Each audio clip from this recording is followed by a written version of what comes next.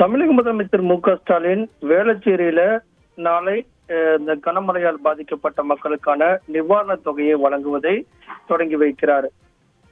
6,000 ரூபாய் நிவாரண தொகை என்பது நாளை முதல் வழங்கப்படும். இதற்காக டோக்கன் வழங்கப்பட்டிருக்கிறது.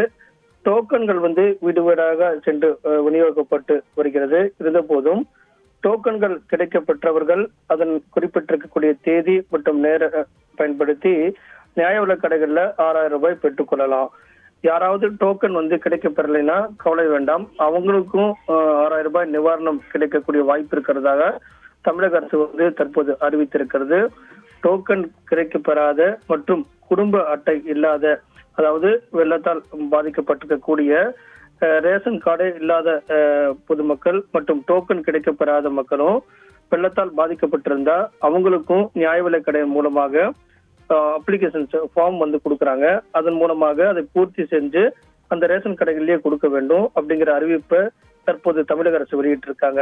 ஏற்கனவே டோக்கன் பெற்றவங்க நாளை முதல் நியாய விலைக் கடைகள்ல காலை 9 மணி முதல் 1 மணி வரையும், பிற்பகல் 2 மணி முதல் 5 மணி வரையும் இந்த நிவாரண தொகை என்பது வழங்கப்படும். அதற்கான நாள் மற்றும் தேதி, நாள் மற்றும் அந்த நேரம் குறிப்பிடப்பட்டிருக்கிறது அந்த டோக்கன்ல. அதன் மூலமாக அதை பெற்றுக் கொள்ளலாம்.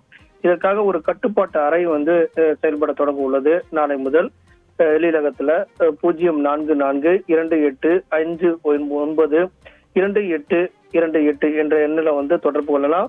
1100 என்ற கட்டணமில்லா தொலைபேசி எண்ணும் கொடுக்கப்பட்டிருக்கிறது.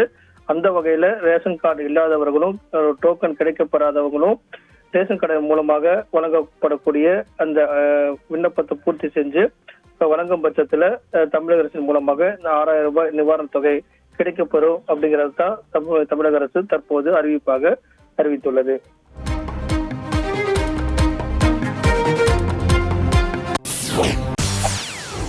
செய்திகளை உடனுக்குடன் தெரிந்து கொள்ள உடனே சப்ஸ்கிரைப் பண்ணுங்க.